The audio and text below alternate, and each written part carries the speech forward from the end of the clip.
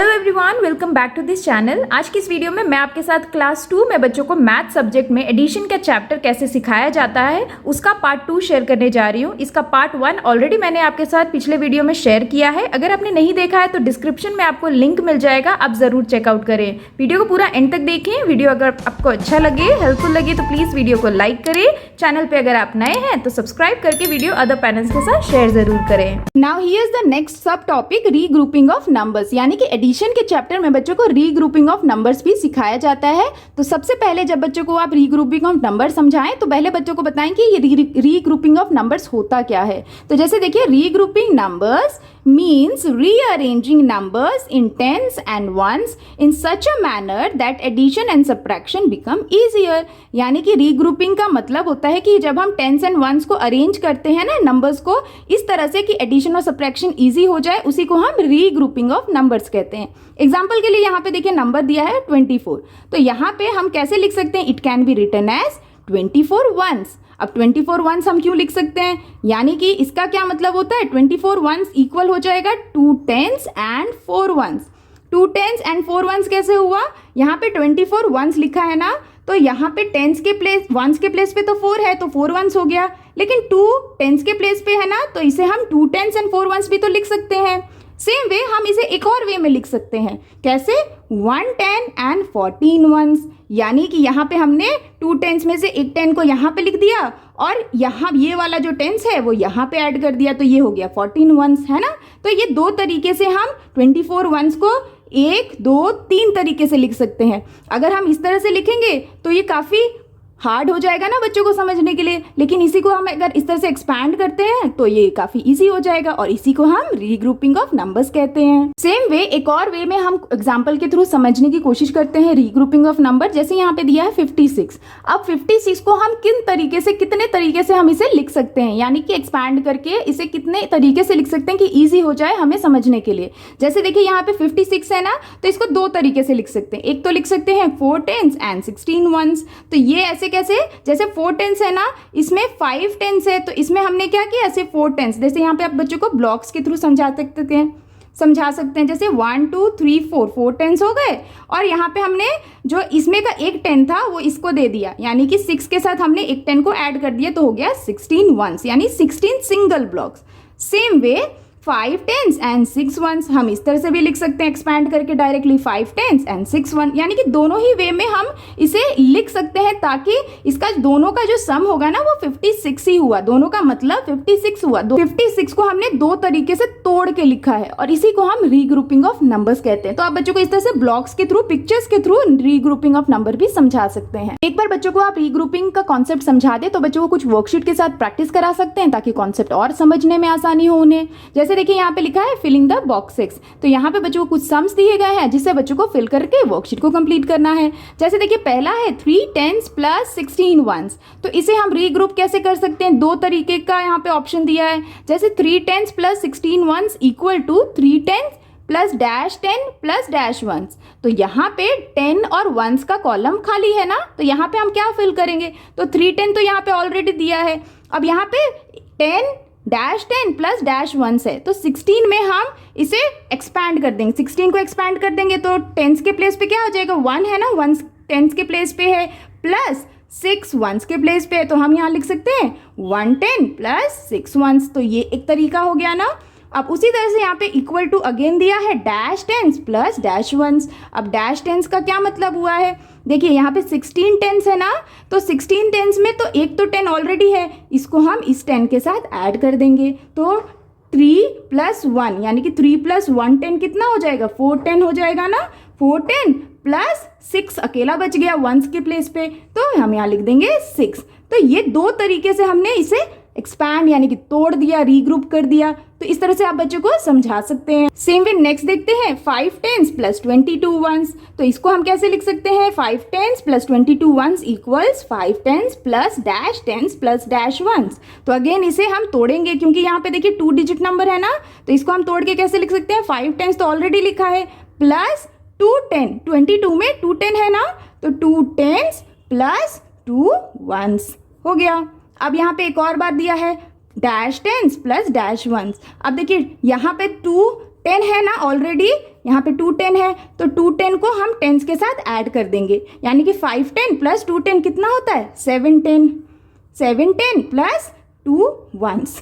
तो ये हो गया आंसर। तो इस तरह से रीग्रुपिंग बच्चों को समझाएं। एक और एग्जाम्पल देखते हैं, 4 10s प्लस 31s। तो इसे हम कैसे लिख सकते हैं, dash 10s plus dash 10s plus dash 1s। तो यहाँ पे क्या लिखेंगे हम, 4 10s है ना, तो हम यहाँ पे सबसे पहले 4 10s लिख देंगे। अब 31s में 3 10s के प्लेस पे है ना, तो 3 10s लिख देंगे एंड 0 1s।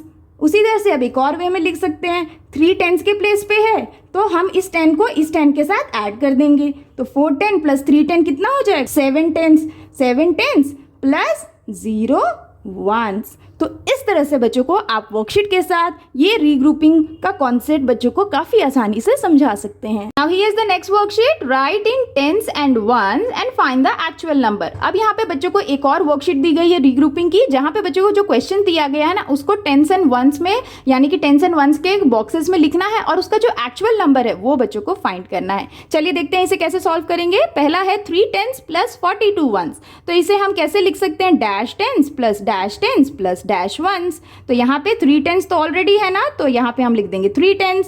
अब 42 में 4 10s के प्लेस पे है ना, तो हम यहाँ लिख देंगे 4 10s plus 2 1s equals to dash. अब इक्वल्स टू डैश का मतलब है कि इसका एक्चुअल नंबर पूछा जा रहा है। एक्चुअल नंबर कैसे निकालेंगे, 3 10s प्लस 4 10s कितना होता है, 3 प्लस 4 हो गया 7, तो 7 10s प्लस 2 1s, यानी कि 7 10s plus 2 1s equals to how much 72 ना, तो हम यहाँ पे लिख देंगे 72। ये हमारा एक्चुअल नंबर हो गया ना।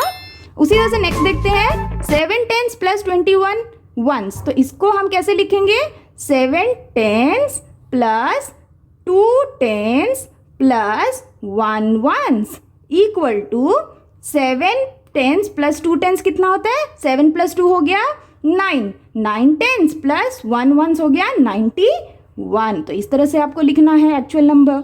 नेक्स्ट है 6 10s plus 17 1s।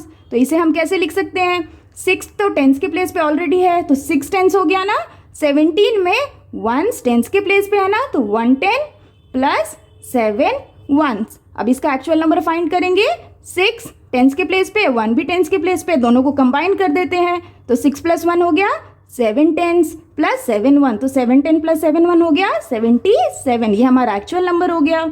Same way next देखते हैं, 4 10s plus 33 1s equals dash 10s plus dash 10s plus dash 1s। सो इसमें क्या होगा, 4 10s प्लस 33 में 3 10s के प्लेस पे है, तो 3 10s प्लस 3 1s। अब इसका एक्चुअल नंबर कैसे फाइंड करेंगे, 10s 10s को ऐड कर देंगे, 4 10s प्लस 3 10s हो गया 7 10s और 3 1s, सो 73।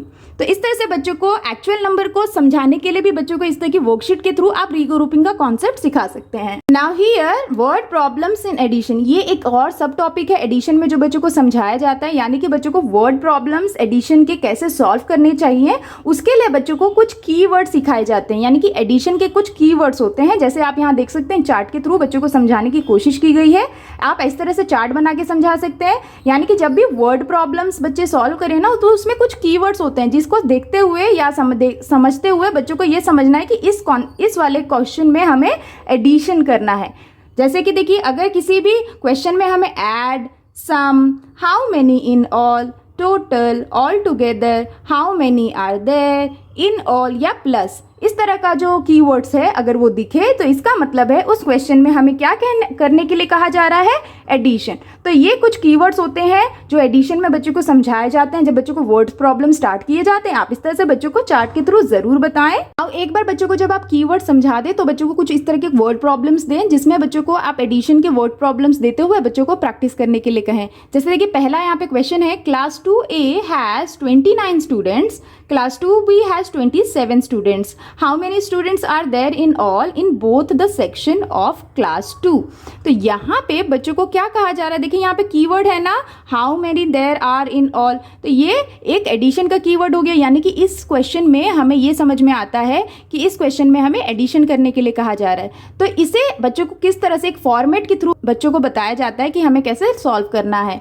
तो जैसे देखिए यहाँ पे हमें कुछ स्टेटमेंट्स लिखने होते हैं और फिर इसे सॉल्व करने होते हैं। तो उस स्टेटमेंट को लिखने का जो तरीका होता है वो यहाँ पे बच्चों को बताया गया है, जैसे नंबर ऑफ प्लस आइटम्स और person plus rest of the sentences.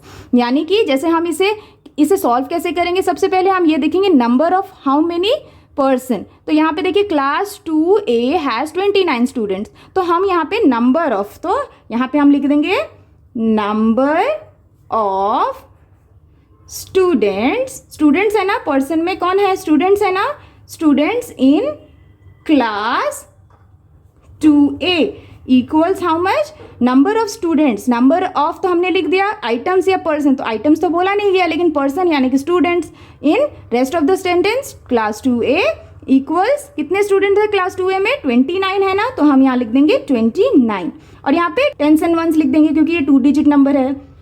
अब उसके बाद नेक्स्ट है क्लास 2B हैज़ 27 स्टूडेंट, एक और है यहाँ पे, तो यहाँ पे अगेन हम लिखेंगे number of students in class 2B equals how much, कितने क्लास 2B में है 27 स्टूडेंट, तो हम यहाँ पे 27 लिख देंगे। अब इसे हमें ऐड करना है, प्लस करना है ना, क्योंकि यहाँ पे बोला है how many students are there in all. There in all keyword है एडिशन का, यानी कि यहाँ पे हमें एडिशन करने के लिए बोला जा रहा है कि दोनों क्लास के स्टूडेंट्स को मिला के कितने स्टूडेंट्स हैं क्लास 2 में। तो यहाँ पे हमें क्या करना है, यहाँ पे हम ऐड करेंगे।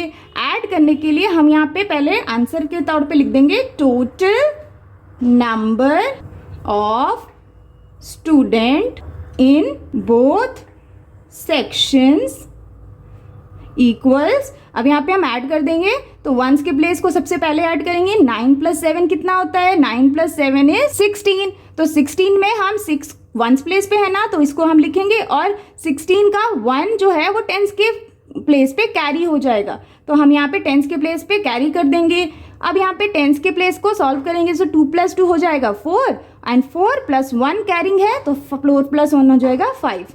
तो हमारा आंसर कितना हो गया, total number of students in both section equals 56। तो इस तरह से बच्चों को वर्ड प्रॉब्लम्स को सॉल्व करने का कॉन्सेप्ट सिखाया जाता है। बच्चों को ये जो कॉन्सेप्ट है ना, ये किस तरह से लिखा जाता है, ये जो स्टेटमेंट्स का लिखने का जो तरीका है ना, ये बच्चों को आप जरूर बताएं। बच्चे कई बार कंफ्यूज हो जाते हैं, बच्चों को डायरेक्ट आंसर लिखने के लिए ना कहें, आप इस तरह से स्टेटमेंट के थ्रू बच्चों को लिखने के लिए, सॉल्व करने के लिए दे। इसी तरह से बच्चों को क्लास 2 में वर्ड प्रॉब्लम्स को समझाया जाता है। चलिए एक और क्वेश्चन देख लेते हैं। Shanti painted 32 mud toys, Reena painted 10 more mud toys than Shanti.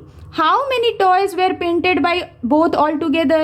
अब यहाँ पे हमें देखिए, हमें हमेशा ये देखना है कि कोई कीवर्ड है क्या एडिशन का। तो देखिए यहाँ पे ऑल टुगेदर है ना, ऑल टुगेदर एक कीवर्ड है एडिशन का, यानी कि इस क्वेश्चन में भी हमें एडिशन करना है। तो सबसे पहले हम स्टेटमेंट्स को लिखेंगे, जो सेंटेंसेस लिखे जाते हैं। तो सबसे पहले हम क्या लिखेंगे, नंबर ऑफ से स्टार्ट करना है, नंबर ऑफ टॉयज है ना, आइटम्स या पर्सन में क्या है, यहाँ पे आइटम है ना, टॉयज पेंटेड बाय शांति, कितने हैं, तो यहाँ पे 10s and 1s का कॉलम बना देंगे।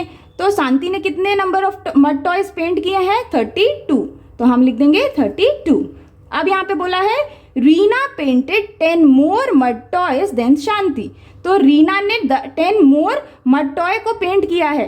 तो 10 more बोला है ना, तो 10 more, 32 + 10 more कितना हो जाएगा, 42। तो ये कुछ माइंड कैलकुलेशन भी बच्चों को इस तरह के क्वेश्चन दिए जाते हैं, माइंड कैलकुलेशन करते हुए करना है। तो यहाँ लिख देंगे number of mud toys painted bye Reena equals, बोला गया था कि रीना ने शांति से 10 more मड टॉयज को पेंट किए हैं, तो शांति ने तो 32 किए हैं और उससे 10 more कर देंगे तो 42, यानी कि रीना ने कितने किए हैं, 42 मड टॉयज।